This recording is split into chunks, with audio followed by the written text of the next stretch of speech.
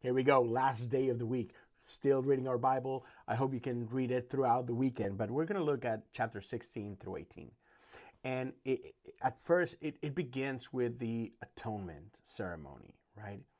And I want you to picture this. From the beginning, God has given us boundaries because boundaries are healthy, boundaries are necessary. And in a way, it's like, can we be trusted, right? And we know what happened in that garden. Adam and Eve, they failed and they were expelled from the garden.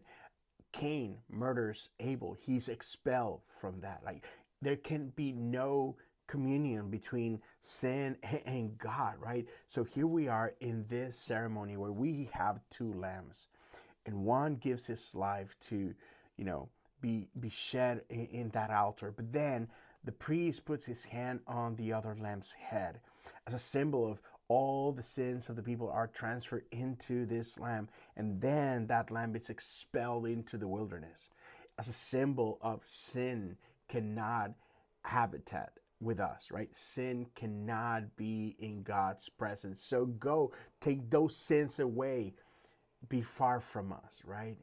And it's an invitation for us to know that we cannot commune with God with sin, right?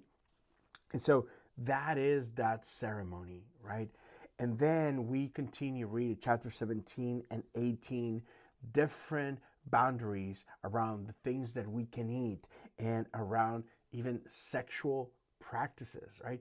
There is a right way to do these things, right? And those are needed, right? So we can actually flourish. So again, it's an invitation from God so we can learn how to be human, right? The right way, right? And later we will find out the fullness of that in Jesus himself. He teaches us how to be fully human, what God intended for us. So I hope you continue to read this weekend, and we'll see each other pretty soon.